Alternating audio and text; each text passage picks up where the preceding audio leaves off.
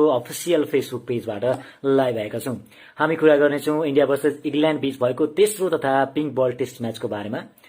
Series सुरु हुन पहिला आकलन गरिएको थियो जुन टिमले टस जित्छ त्यो टिमले म्याच जित्छ भन्ने आकलन गरिएको थियो भने त्यसको विपरीत चाहिँ इन्डियाले टस हारेर पनि म्याच जितेको छ र जुन पहिला 2 म्याचमा टस जित्ने टिमले म्याच जितेको थियो भने यो म्याचमा भने विपरीत भएको र एक्स्ट्रा अर्डिनरी पर्फर्मेन्स भन्नुपर्छ। स्पिनरद्वारा दुईटै टिमका स्पिनरहरूले टेस्ट बलिङ गरेका थिए र जस अनुसार एकदमै लो स्कोरिङ म्याच 2 दिन भित्र नै सकिन पुग्यो र 2 दिन पनि टेस्ट म्याच नचल्दै सकेको छ। जुन भने एकदमै सम्भवतः क्रिकेट फ्यानहरुको लागि दुःखको कुरा पनि हुन सक्छ, किनभने टेस्ट म्याच तपाईको 2 दिन पनि चल्दैन भने यो अलिकति क्रिकेटको क्वालिटीमा पनि डिफरेन्ट पार्छ। सो यो कुराहरु रहेको छ र आज हामीसँग जोडिनु हुनेछ विपुल भट्टराई दाइ हुनुहुन्छ। उहाँ नेपाली घरेलु क्रिकेट अथवा मा चाहिँ कमेन्ट्री गर्नुहुन्छ। उहाँलाई नचिन्नु हुने सायद कमै हुनुहुन्छ होला। हाम्रो क्रिकेट प्रेमी भएको देशमा चाहिँ उहाँलाई सम्पूर्णले चिन्नुहुन्छ। सो उहाँलाई म एड गर्न गइरहेको छु। उहाँसँग मिलेर म चाहिँ कुरा गर्नेछु क्रिकेटका बारेमा। हामी विशेष गरी त यस पिङ्क बल टेस्टका बारेमा कुरा गर्नेछौँ। स्वागत छ दाइ यहाँलाई। Thank you Pramesh.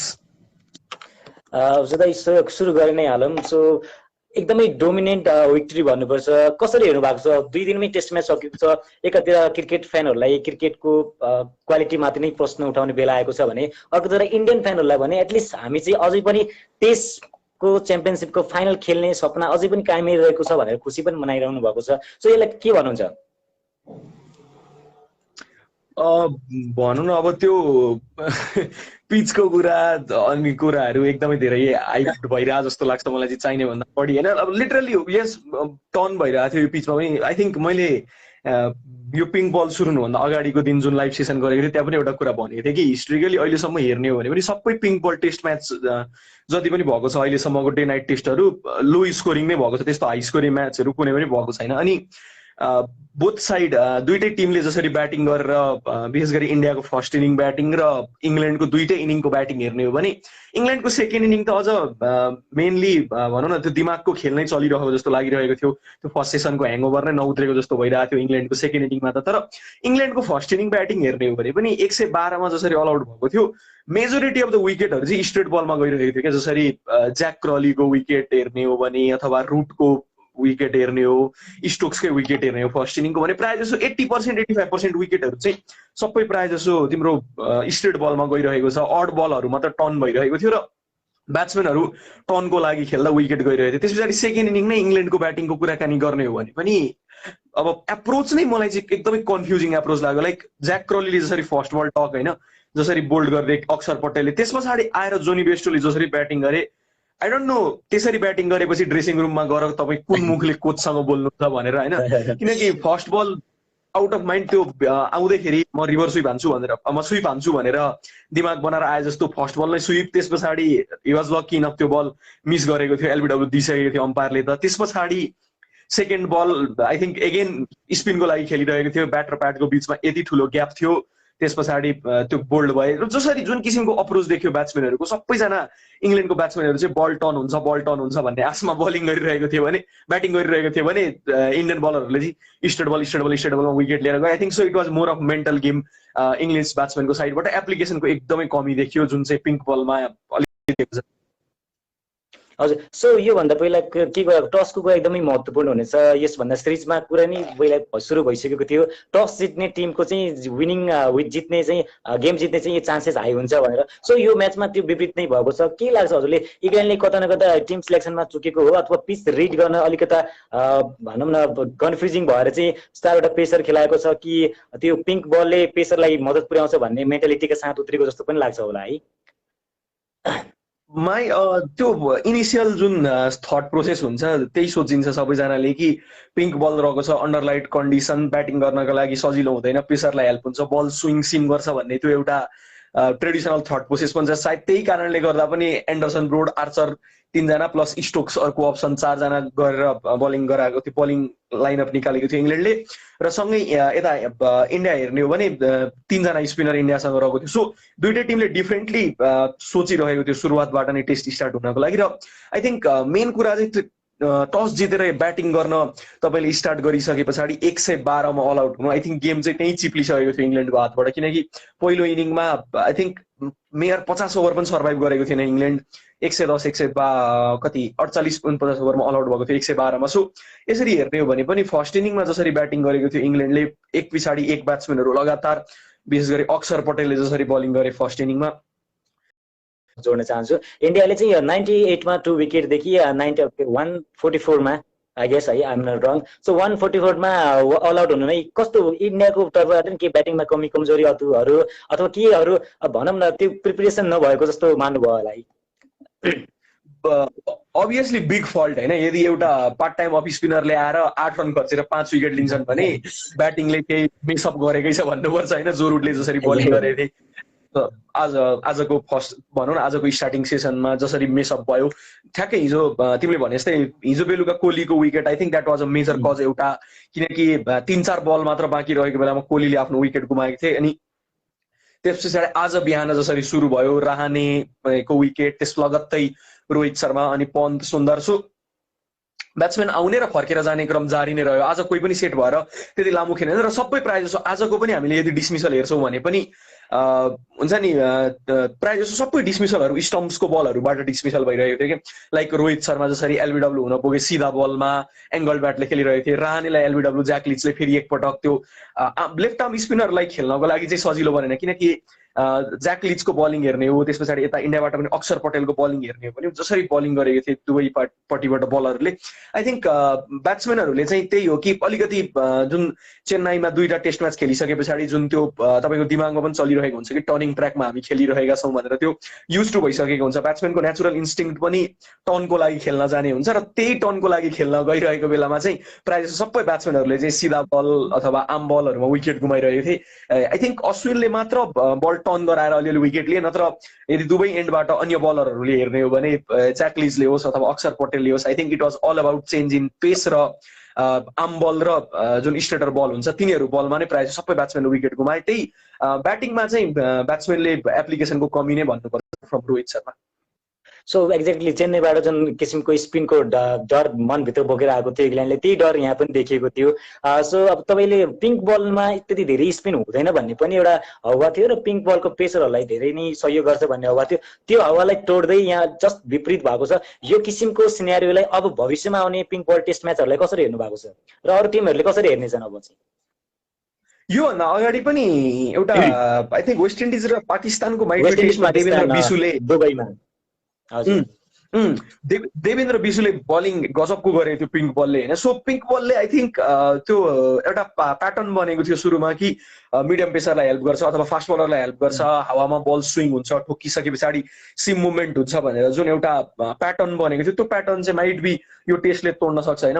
मोस्ट अझ प्रिफरेबली जब सब कन्टिनेन्टमा गेमहरू हुन्छ, तिम्रो युएमा गेम होस् अथवा श्रीलङ्कामा गेम होस् अथवा इन्डियामा टेस्ट होस्, यो एरियामा यो भेन्यूहरूमा टेस्ट हुँदा चाहिँ अब चाहिँ माइट बी पेसर होइन स्पिनरले पनि राम्रो गर्न सक्छन् टिमले भनेर सोध्छ होला। र I feel sorry for Dom Bess. I think करियरको सुरुवात भइरहेको छ एउटा बलरको जसले रिजनेबल्ली फर्स्ट टेस्टमा राम्रो गरेको थिए, त्यस पछाडि यो drop him for another one र यो टेस्टमा आउनुहुन्छ जहाँ लगातार रूपमा बलरहरूले तपाईँको पार्ट टाइम अफ स्पिनरले 8 रन खर्चेर 5 विकेट लिइरहेको छ अनि एकजना मेन स्पिनर चाहिँ साइड लाइनमा बेन्चमा बसिरहेको छ। आई थिङ्क डम्बेसको लागि चाहिँ करियरको सुरुवातमा नै त्यति राम्रो सम्झिन लागेको सुरुवात चाहिँ भएको छैन। आई थिङ्क जुन थट प्रोसेस रहेको थियो इङ्ल्यान्डको टिम युनिटको, जितेन पटेल स्पिन बलिङ कोच रहेको छन्, एक्सपिरियन्स गाई न्युजिल्यान्डको लागि खेल्ने गर्थे। सो त्यसरी हेर्ने हो भने पनि आई थिङ्क डम्बेसले चाहिँ एउटा भनौँ न क्वेसन गर्ने ठाउँ पाएको छन् टिम मिटिङमा कि माइट बी डम्बेसलाई खेलाएको थियो भने अझ बेटर हुन सक्थ्यो। किनकि बलिङ पनि कति ओभर गरेर आई थिङ्क एन्डरसनले 13-14 ओभर गरेको थियो फर्स्ट इनिङमा, त्यस पछाडि ब्रोडले 5 ओभर गरेको थियो र आर्चरले त्यस्तै 5 ओभर कति गरेको थियो। सो यदि सबै कुल मिलाएर हेर्ने हो भने 20-22 ओभर 25 ओभर म्याक्सिमम 3 जना बलरले निकालेको थियो। सेकेन्ड इनिङमा त बलिङ नै गर्न पाएनन् कोही पनि मिडियम पेसरले। सो यसरी हेर्ने हो भने पनि आई थिङ्क एकजना अर्को एक्स्ट्रा स्पिनर लिएर खेलेको भए माइट बी अझ बढी चान्स बन्न सक्थ्यो होला कि जस्तो एउटा हुन त cricket is not a game of if and but, तर त्यो एउटा चान्स चाहिँ रहेको थियो जुन एउटा कडी चाहिँ इङ्ल्यान्डले मिस गरेको छ। र ठ्याक्कै प्रमेशले भने जस्तै आउने टेस्टहरूमा चाहिँ एउटा अलिक डिफ्रेन्ट पनि हुनेछ, माइट बी टिमहरूको थिङ्किङ प्रोसेस पनि। पिङ्क बल भनिसक्दा it's not necessary that you go with pressure pressure pressure. यदि ट्र्याकले स्पिन अफर गरिरहेको छ, टर्न अफर गरिरहेको छ, अलिकति लुज सोइल छ भने माइट बी स्पिनरले पनि हेल्प पाउन सक्छन् भनेर। तर यो भनिरहँदा फेरि सबै बल टर्न भएर विकेट भएको थियो, पिचले ठुलो हेल्प गर्यो भन्दा पनि आई थिङ्क ब्याटिङबाट चाहिँ इङ्ल्यान्डको ब्याटिङले चाहिँ धेरै डिसपोइन्ट गरेको छ मलाई।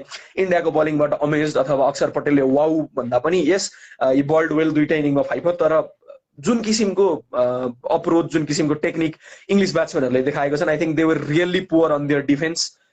जसरी बल डिफेन्स गर्नको लागि आई थिङ्क क्रिकेटमा एउटा ब्याटिङमा चाहिँ के हुन्छ भने हामी जहिले पनि ब्याट्सम्यानलाई जज गर्दा कसले राम्रो ठुलो सट खेल्छ, कसले बिग सिक्स हान्न सक्छ, कसले टप टियरमा छक्का हान्छ, त्यो ब्याट्सम्यान चाहिँ खतरा भनेर जज गर्छौँ। तर if you are playing long format cricket होइन, तपाईँ सिजन क्रिकेट खेलिराख्नु भएको छ, रेड बल क्रिकेट खेलिराख्नु भएको छ भने चाहिँ I think it really comes down to your defensive technique, तपाईँको डिफेन्स कति स्ट्रङ छ भनेर। किनकि एट द एन्ड तपाईँलाई जोगाउने भनेको तपाईँको डिफेन्सले नै हो, र यदि तपाईँको डिफेन्सिभ गेम एकदमै स्ट्रङ छ भने चाहिँ you obviously succeed in long term क्या। सो त्यस्तो लाग्छ मलाई चाहिँ। You see all the great batsman होइन, योभन्दा अगाडिको लेट 90s को अथवा अर्ली 2000 मा पनि जति पनि टेस्टमा ठुलो रन बनाउने ब्याट्सम्यानहरू, राहुल द्रविडको कुरा गर्नुहोस् अथवा अन्य ब्याट्सम्यानको कुरा गर्नुहोस्, युनिस खानको ब्याटिङ हेर्ने हो पाकिस्तानबाट अथवा अस्ट्रेलियन ग्रेट्सहरूको ब्याटिङ हेर्ने हो भने त्यो डिफेन्सिभ गेम स्ट्रङ हुने ब्याट्सम्यानहरूले चाहिँ सक्सेस पाउँछन् यो लेभलमा। र त्यो डिफेन्सिभ गेम चाहिँ विक देखियो इङ्ग्लिस ब्याट्सम्यानहरूबाट। माइट बी मोस्ट रिसेन्टली इङ्ल्यान्डले जुन भनौँ न जुन प्याटर्नको क्रिकेट खेल्छ, जुन अप्रोचको क्रिकेट खेल्छ, त्यसले गर्दा पनि अलिक गाह्रो चाहिँ परेको होला सायद ब्याट्सम्यानहरूलाई, किनकि दे डोन्ट रियल्ली प्र्याक्टिस होइन डिफेन्डिङ द बल। सो तपाईँले ट्रेनिङ सेसन जे गर्नुहुन्छ, तपाईँको माइन्ड जसरी मेकअप भएको छ त्यसरी नै तपाईँको गेममा पनि अप्रोच आउँछ। So I think defensive technique चाहिँ एकदमै नै पुवर देखियो भन्छु म, जसरी ब्याटिङ गर्नको लागि सबै देखिएको छ। आई थिङ्क मलाई त पर्सनल्ली यदि जो रुटको फर्स्ट टेस्टको इनिङलाई हटाउने हो भने, त्यसदेखि बाहेक जो रुट र बेन स्टोक्सको फर्स्ट टेस्टको पर्फर्मेन्सलाई हटाउने हो भने सबैभन्दा राम्रो टेक्निक स्पिन खेल्ने टेक्निक चाहिँ बेन फोक्सको देखिरहेको छु। तर उसैले सबैभन्दा त्यति धेरै कन्ट्रिब्युट पनि गर्न सकेको पक्कै पनि त्यो लोवर अर्डरसँग ब्याटिङ गरिराख्नु परेको छ होइन, हरेक टाइम उसको अर्को एन्डमा चाहिँ आर्चर लिचहरू हुन्छन्। सो त्यो I think England should work around त्यो एरियामा चाहिँ। ओली पोप एकदम स्ट्रगल गरिरहेछ स्पिनसँग, आइसक्दा नै भनौँ न।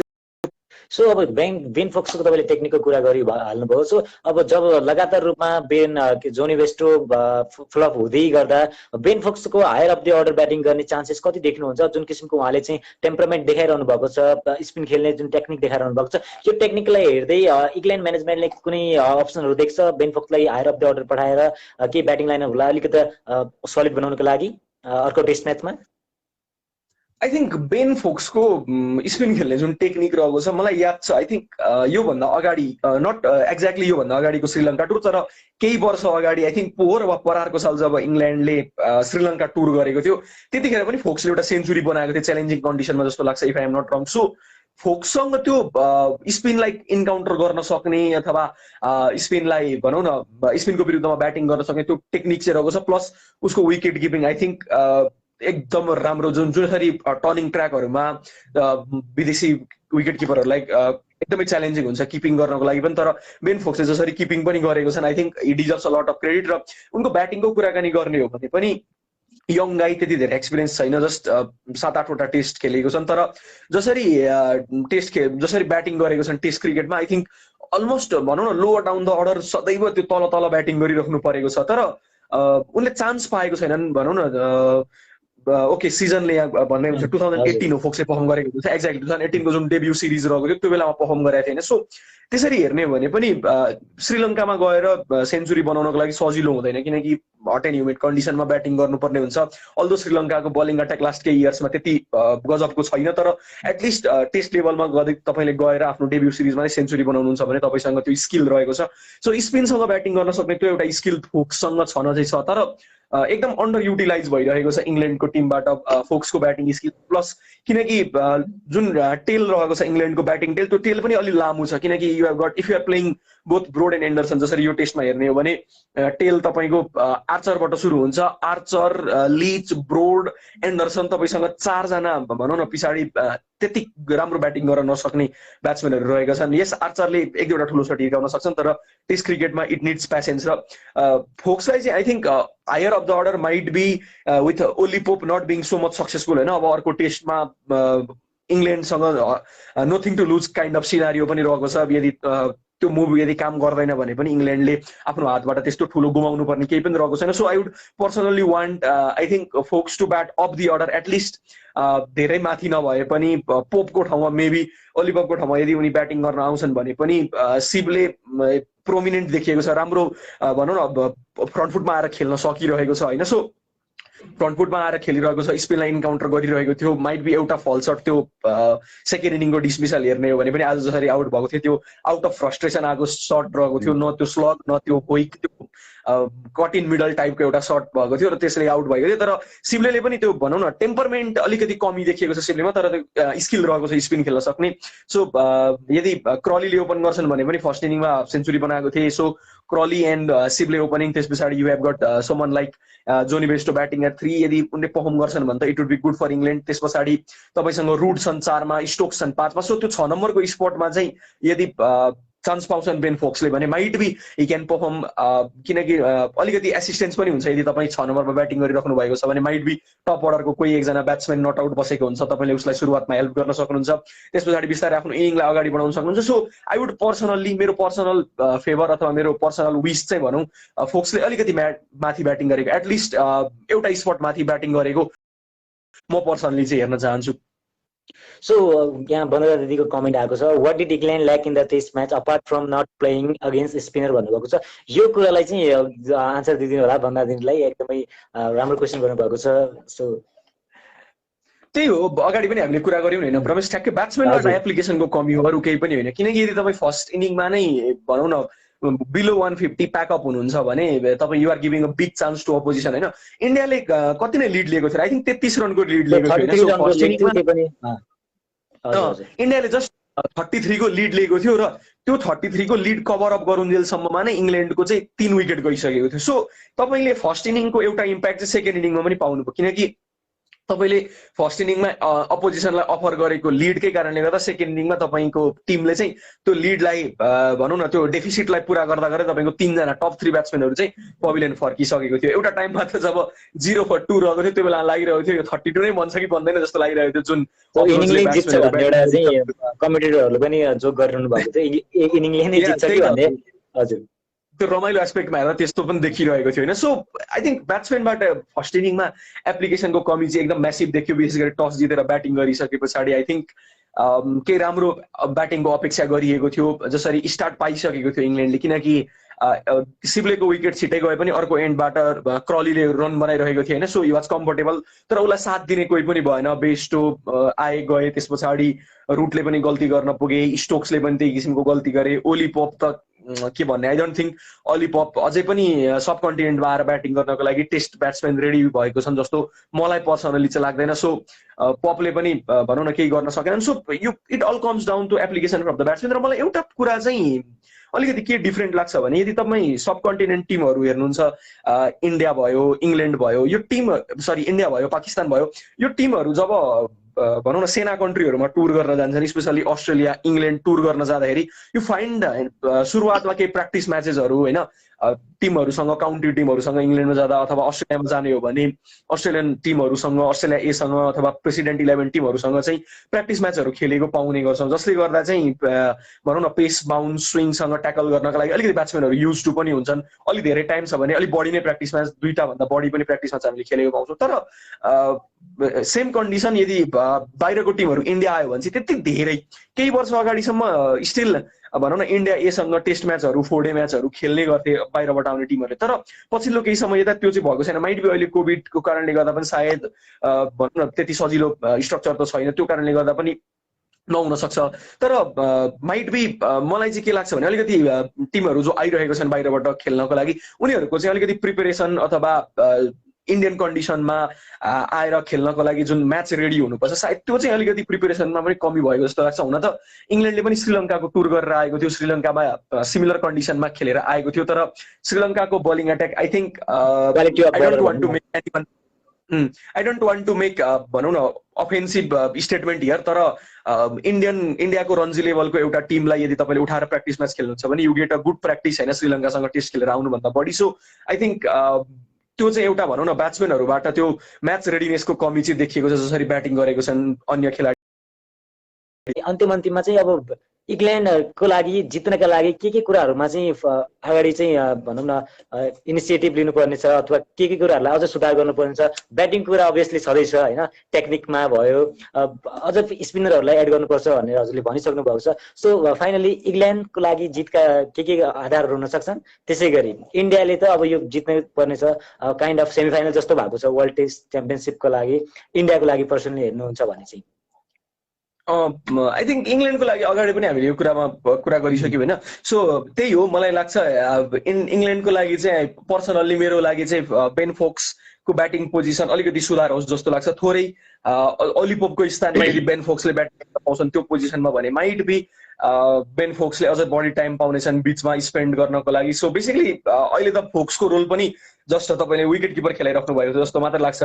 यदि भनौँ न केही अगाडिको टाइमसम्म लेट 90s अथवा अर्ली 2000सम्म पनि क्रिकेटमा यदि हेर्ने हो भने विकेट किपरहरूलाई चाहिँ एज अ विकेट किपर मात्र छुट्टै एकजना प्लेयरलाई खेलाउने, जसले चाहिँ इभन केही टिमहरूको त अझ एसोसिएट क्रिकेटमा हेर्ने हो भने एसोसिएट क्रिकेटको केही टिमहरू यस्तो पनि रहेको थिए जब केही टिमहरूले चाहिँ विकेट किपर ब्याट्सम्यानलाई 11 नम्बरमा खेलाइरहेको हुने होइन। त्यो सम्मको सिचुएसन देखिन्थ्यो हामी। सो इङ्ल्यान्डबाट पनि अलिकति सर्ट अफ त्यही सिचुएसन देखिरहेको छ कि टाइम पाइरहेको छैनन् बिचमा स्पेन्ड गर्न बेन फोक्सले। सो आई थिङ्क बेन फोक्सको पोजिसनमा सुधार भएको देख्न चाहन्छु। र Dom Bess, I think Dom Bess is भनौँ न त्यो खालको प्लेयर जसलाई तपाईँले मिस गर्नु हुँदैन जस्तो लाग्छ। यो सिरिजभरि टाइम दिनु पर्थ्यो बेसलाई जस्तो लाग्छ, तर आई थिङ्क इङ्ल्यान्डले एउटा गल्ती गरेको छ यो सिरिजमा नै कि बेसलाई टाइम दिएको छैन बलिङ गर्नका लागि, र फोक्सको ब्याटिङ र बेसको बलिङ आई थिङ्क यही दुईटा कुरा चाहिँ इङ्ल्यान्डको लागि होस् जस्तो लाग्छ। आई थिङ्क इन्डियाले त केही एक्स्ट्रा अर्डिनरी गर्नुपर्ने पनि देख्दिनँ म। यही प्लेइङ 11 खेल्छ भने पनि आई थिङ्क ठिकठाक पर्फर्म गर्नेछ। सो अन्तिममा म चाहिँ एकजनाले कमेन्ट गर्नुभएको थियो नेपालको कुनै सिरिज रहेको छ भनेर सोध्नु भएको थियो। सो हजुर चाहिँ कमेन्टेटर भएको हिसाबले अथवा नेपाली क्रिकेटलाई बुझ्ने मान्छे भएको हिसाबले यो क्वेसन चाहिँ हजुरलाई राख्न चाहन्छु। आगामी दिनहरूमा नेपालको कुनै सिरिज नजिकै गएको हामी देख्न सक्छौँ? सिरिज त त्यस्तो अफिसियल्ली भनौँ न अब यही सिरिज हुन्छ भनेर, किनकि हाम्रो ICC world cup cricket league 2 अन्तर्गत ओमानको जुन ट्राई सिरिज रहेको थियो, ओमान नेपाल र युएसए को ओमानमा हुने भनेको ट्राई सिरिज, त्यो अहिलेको लागि कल्ड आउट भइसकेको छ। किनकि ओमानमा चाहिँ 14 डेजको कम्पलसरी क्वारेन्टिन पोलिसी रहेको छ। सो त्यो पोलिसीले गर्दाखेरि चाहिँ कस्टिङ हाई जाने भएको कारणले गर्दा अलिकति सिरिजको एक्सपेन्डिचर बढ्छ भनेर चाहिँ अहिलेको लागि त्यो सिरिज क्यान्सल भएको छ। त्यसको नयाँ डेट अब कहिले आउँछ it's still to be announced. र त्योभन्दा अगाडि त्यो सिरिज खेल्न जानुभन्दा अगाडि चाहिँ नेपाली टिमले अरू कुनै एउटा टिमसँग सायद होम ग्राउन्डमा खेल्छ भन्ने किसिमको कुराहरू आएको थिए, बट नट सो अफिसियल। तर अहिलेको लागि इन्टरनेसनल फिक्सचर चाहिँ नेपालको नल नै देखिन्छ। त्यस्तो कुनै सिरिज अब हामी खेल्न गइरहेको छौँ, हामीले प्लेयरलाई यहाँ देख्नेछौँ भन्ने किसिमको छैन। यद्यपि डोमेस्टिक टुर्नामेन्ट भने अर्को एउटा टुर्नामेन्ट आउन लागिरहेको छ, मेयर्स कप भन्ने अफिसियल इन्फो पनि आइसकेको थियो केही दिन अगाडि क्रिकेट एसोसिएसन अफ नेपालबाट, जहाँ लास्ट टाइम भएको प्राइम मिनिस्टर्स कपको 4वटा सेमिफाइनलिस्ट टिमहरू Bagmati province, Nepal police club, Tribhuvan army club र एपिएफ क्लब, अनि प्लस अर्को एउटा टिम काठमाडौँ महानगरपालिकाको टिम भनेर, त्यसमा चाहिँ प्रदेश 1, 2, 3, 4, 5, 6 र 7बाट सबै राम्रो पर्फर्म गर्ने जसले चाहिँ इम्प्रेसिभ पर्फर्मेन्स गर्नुभएको थियो पिएम कपमा, ती खेलाडीहरूलाई समेटेर चाहिँ एउटा टिम बनाएर यो 5वटा टिमको बिचमा चाहिँ टुर्नामेन्ट हुने, 50 ओभरको टुर्नामेन्ट हुने भनेर एउटा नोटिस आएको छ। सो आई थिङ्क अबको नेक्स्ट नेपाली क्रिकेटको लागि चाहिँ त्यही नै रहेको छ। अहिलेको लागि इन्टरनेसनल सिरिज त no any such news as of now. हस् त, समय दिनुभयो, धेरै धेरै धन्यवाद। र हामी इङ्ल्यान्ड भर्सेस इन्डियाको 4th टेस्टको प्रिभ्यू पनि गर्नेछौँ। सम्पूर्णलाई म यही जानकारी गराउन चाहन्छु। अन्तिममा हजुरले केही भन्न चाहनुहुन्छ भने भनिदिनु होला। Thank you so much Pramesh for inviting me. Plus भनौँ न प्रमेशले चाहिँ मलाई तपाईँ स्टार्ट गर्नु अनि म पनि आउँछु भन्दै थियो, मैले होइन तिमी स्टार्ट गर भनेर उसलाई फोर्स गरेर लगेको थिएँ। So you did well as well, thank you so much भन्न चाहन्छु। र सबैजना जो जति कमेन्ट सेक्सनमा जोडिनु भयो, कुराकानी गर्नुभयो, यहाँहरू सम्पूर्णलाई पनि थ्याङ्क यू सो मच भन्न चाहन्छु। र क्रिकेट कर्नर्ससँग जोडिनु होला, रमाइलो हुनेवाला छ यस्ता सेसनहरू आउने दिनमा हामी धेरै लिएर आउनेछौँ। अहिलेको लागि चाहिँ आई थिङ्क मेरो फोनको ब्याट्री पनि 3% भइसकेको छ, सो एनी टाइम सुन म डिस्कनेक्ट हुन सक्छु। Thank you so much Pramesh, thank you so much सबै भ्युअर्सहरूलाई, हेभ अ गुड नाइट भन्न चाहेँ अनि thank you so much by. हस्, धन्यवाद दाइ, हामीसँग जोडिनु भएकोमा। सम्पूर्ण भ्युअरहरूलाई धेरै धेरै धन्यवाद र आगामी दिनहरूमा हजुर हामीसँगै जोडिनुहुन्छ भन्ने आशा लियो। हाम्रो युट्युब च्यानललाई गएर सब्सक्राइब पनि गरिदिनु होला र नोटिफिकेसन बेल पनि बजाइदिनु होला। अर्को टेस्टसम्मको लागि बिदा लिन चाहन्छु। हस् त, नमस्कार।